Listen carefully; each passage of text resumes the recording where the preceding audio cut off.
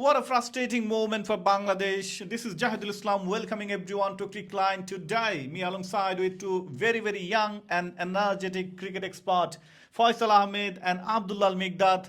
Both of them welcoming everyone. Thank you very much. Migdat, it's a very frustrating time for Bangladesh. Bangladesh is not performing well to their very special format, I mean, in ODI. So, what exactly happened to Bangladesh? They are not performing well in recent times in ODIs. Exactly. We got we didn't got an up to the mark result against Afghanistan. We lose the ODI series against them, and relatively weaker team Afghanistan team. I'm talking about the ODI, I mean limited over game, and unfortunately West Indies were losing. They were losing a stick against Bangladesh for many matches really, and unfortunately we lost two matches on the trot. And today is the third and final ODI in this series, and hopefully Bangladeshi players will try to flourish themselves in this match as well, because the batting depth, our batting unit as a batting unit, we are not stronger, and the result are not coming in our favor. Yeah, definitely. I'm going back to Faisal Ahmed. Faisal, you have watched the game, both the game in first ODI and two ODIs. In first ODIs, Bangladesh posted a moderate total of 294, and in second ODIs, after that massive batting collapse, Bangladesh scored 227. I think that was not enough because the wicket was pretty batting friendly. What you are exactly thinking? Will Bangladesh be able to bounce back tonight?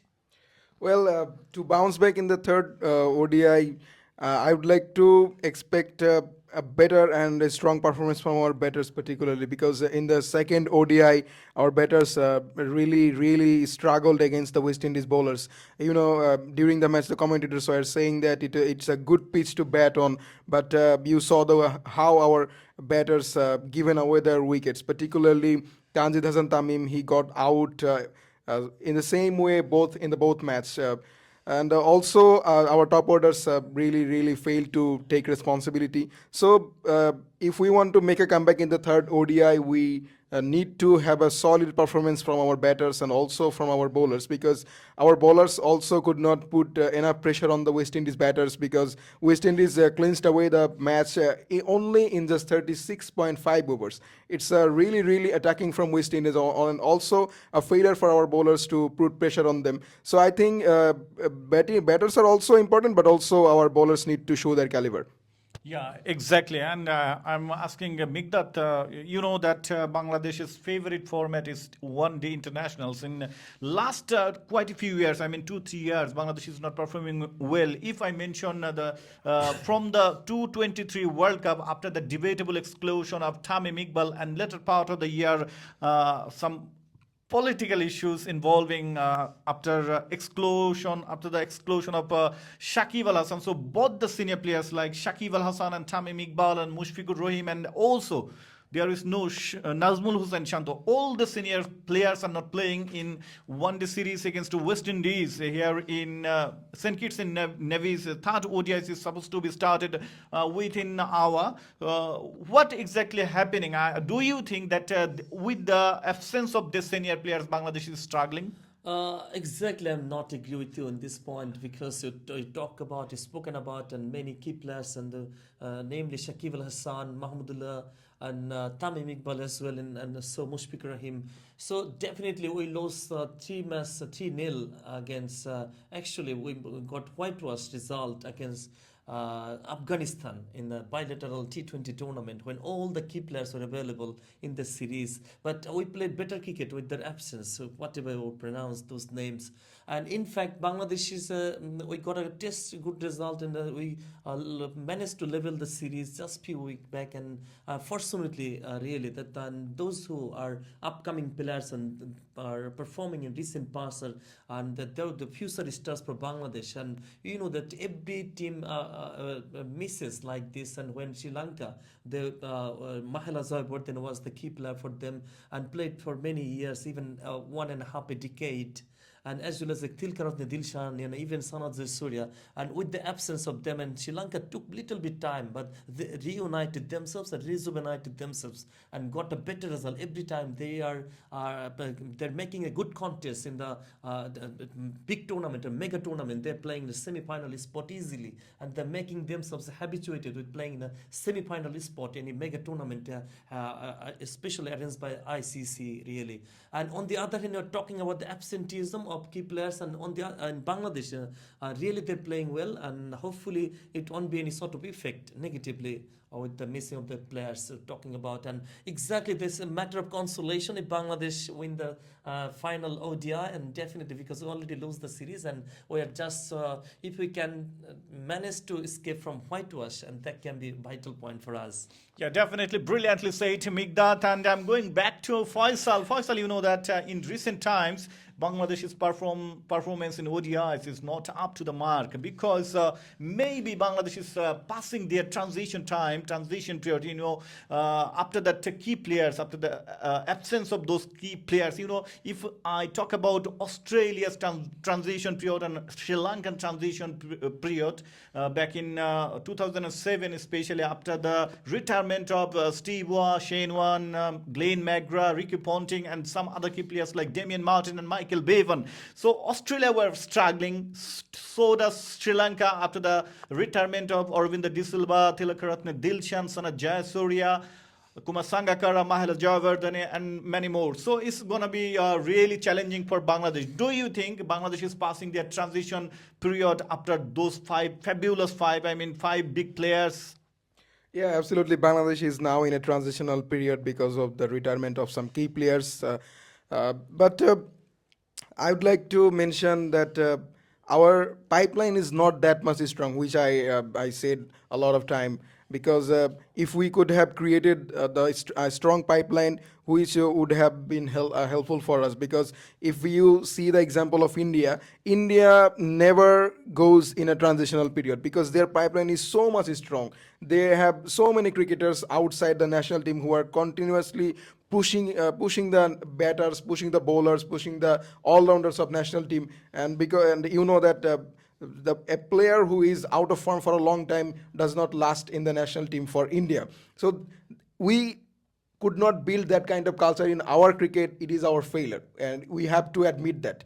But as you mentioned, that transitional period of Australia and Sri Lanka also had a lot of trouble when their key players like Sangakkara, Jayawardene, Dilshan, Malinga retired. They had some weak moments, but now they are regaining themselves in the position where they was. And in terms of Australia, they only struggled for a little bit because in the 2011 quarterfinal they almost reached the semi-final, but it's a matter of sorrow that they lost to India, who was the host nation at that World Cup. But you know what happened in the next World Cup, where they were the host. They beat New Zealand in the final, and they played dominant cricket, and they won the World Cup. And also in 2019, they were in the semi-final, and you know what happened in the 2023 World Cup, the silencing the 140 million people of India and clinching away the trophy. So these are the teams that learn from their transitional period and build a strong successors. But in terms of Bangladesh, we are always failed. We have always been failed in building this kind of successors. So I think we should focus on building a strong pipeline and also put pressure on the batters, on the players who are currently in the national team. Thank you very much, but I'm a little bit disagree with you because you talk about pipelines, but if you just look in recent times after 2020, Bangladesh under 19 won the ICC World Cup, and then back-to-back under 19 teams won the Asia Cup. So pipeline is very strong, but the main factor is, I'm going back to Migdad, the main factor is the way you are capitalizing your resources, because you have a very potential players as your young stars are performing well in Asia Cup and World Cup. But do you think Bangladesh Cricket Board BCB is not taking care of our youngsters? Because in last edition or last 10 edition of BPL, we haven't seen much young under 19 players in BPL. But if you look at Indian Premier League, then every team are forcefully or bound to pick up those youngsters from under 19s. Do you think BCB have to work on this? Exactly. We saw that Akbar Ali, but got the time. Bangladesh got the time with the captaincy of Akbar Ali, but he's missing the tournament. He has been, I don't know exactly, but is the lackings of his consistency or any sort of thinking? But whenever we see that he is in the strong pipeline, I'm talking about you made a very good point that we are got a triumph, we got a victory in under 10 consistently the last year and this year as well, and as well as we got the title as well, the World Cup champion really in age level cricket. Back-to-back Asia And Cup as well. definitely in Bangladesh, the nurturing is the key. BCV and it's normally they are making some team like 11 or like ASP 11 or any other team, and they are trying to utilizing little bit. I don't think there is expected mark really, never expected mark we can say easily. And on the other hand, the pipeline we talk about, then strong pipeline Bangladesh already have, and some key player missing. Needless to say, once again, then we got the result in New Zealand. We beat New Zealand in the test match when all the key players were absent really under the captaincy of Nazmus and Shanto. Similarly, we did the result positive against South Africa in their home soil. And definitely this time around with the absenteeism, we got a positive mark in West Indies as well. So I don't think there is any sort of lackings, but consistency is the key. Yeah, definitely. I agree with you. Consistency is the key. So, viewers, we would like to conclude our conversation. Thank you very much, Abdullah Al-Migdad, and thank you very much, Faisal Ahmed. So, viewers, stay tuned to Clickline. Hopefully, we'll be back with another video.